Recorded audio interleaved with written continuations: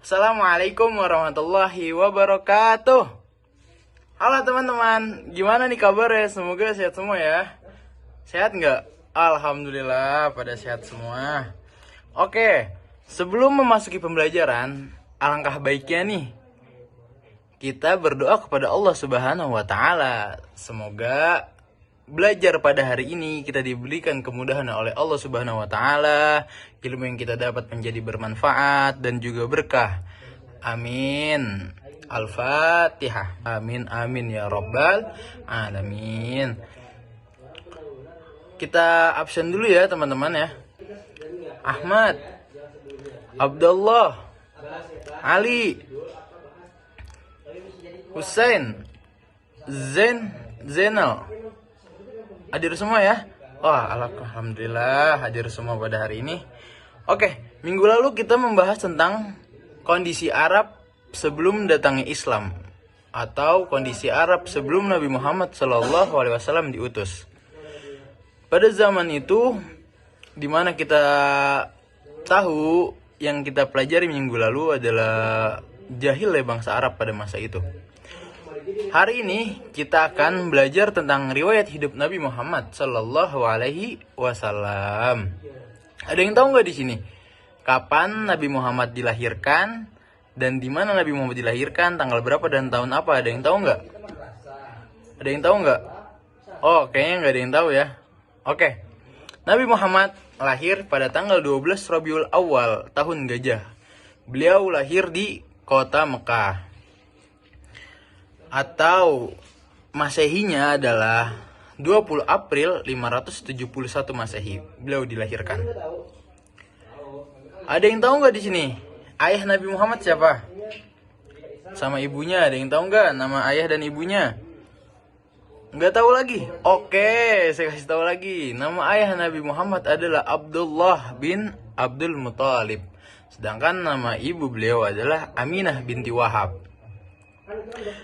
Nasab bapak dan ibu beliau ternyata bertemu loh dengan kakeknya. Jadi bisa dibilang orang tua beliau adalah masih saudara gitu, ketemu sama kakeknya yang bernama Kilab.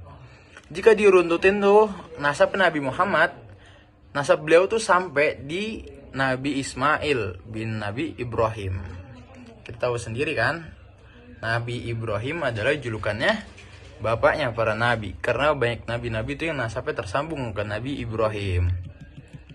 Silsilah Nabi Muhammad Sallallahu Alaihi Wasallam sangatlah jelas dari keturunan dan pemimpin suku Quraisy. Jadi bisa dibilang tuh Nabi Muhammad terlahir dari suku yang terhormat dan mulia pada saat zaman itu, yaitu suku Quraisy. Ayahnya bernama Abdullah bin Abdul Muthalib bin Hashim bin Abdi Manaf bin Qusay bin Kilaf bin Murrah bin Ka'ab bin Lu'ay bin Ghalib bin Fihr bin Malik bin Nadar bin Kinana bin Khuzaimah bin Mudrikah bin Ilyas bin Mudar bin Nizar bin Ma'ad bin Adnan.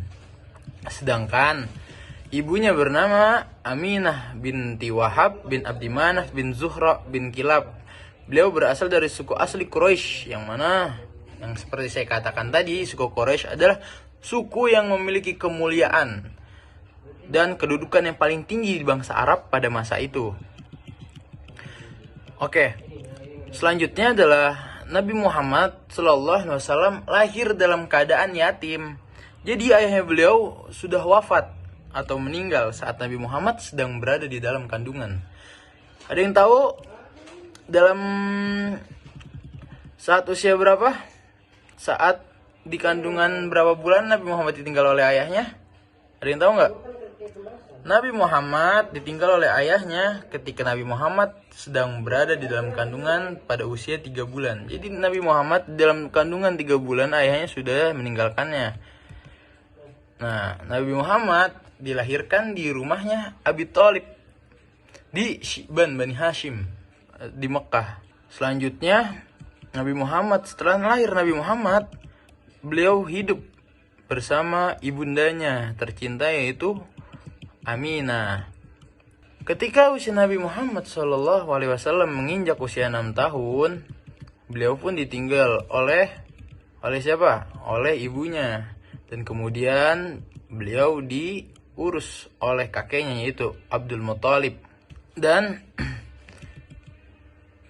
saat Nabi Muhammad semasa hidup ya, Nabi Muhammad adalah seorang pengembala kambing keluarganya dan kambing penduduk Mekah. Melalui kegiatan pengembala ini, Nabi Muhammad menemukan tempat untuk berpikir dan merenung. Dalam suasana demikian, dia ingin melihat sesuatu di balik semuanya. Pemikiran dan perenungan ini membuatnya jauh lebih dari segala pemikiran nafsu duniawi, sehingga terhindar dari berbagai macam noda yang dapat merusak namanya. Karena itu, sejak muda dijuluki Al-Amin atau orang yang dipercaya. Ada yang tahu cerita Nabi Muhammad dijuluki Al-Amin kenapa? Nah, saya ceritain. Jadi, waktu itu Masjidil Haram tuh lagi direnovasi, Ka'bah tuh lagi dirombak. Nah, setelah selesai, pas peletakan Hajar Aswad, itu setiap kabilah tuh pada berebutan buat naro Hajar Aswad itu, batu Hajar Aswad itu pada berebutan tuh setiap kabilah. Akhirnya ketua kabilah pun sepakat siapa yang datang pertama kali ke Ka'bah melalui pintu masjid. Nah, itulah orang yang berhak menaruh batu Hajar Aswad tersebut. Ternyata yang datang duluan adalah Nabi Muhammad. Oleh sebab itu Nabi Muhammad dijuluki oleh Al-Amin. Ini ada tugas nih buat teman-teman sekalian nih. Adalah tugasnya menghafalkan silsilah Nabi Muhammad dari ayahnya dan ibunya. Kita bisa disetorkan minggu depan ya. Jadi sebelum memasuki materi selanjutnya itu dakwah Nabi Muhammad, kalian setoran dulu. Oke? Ada yang bertanya? Sepertinya tidak ada. Oke. Demikianlah pelajaran hari ini. Semoga bermanfaat. Hadanallahu wa ikum ajmain. Wassalamualaikum warahmatullahi wabarakatuh.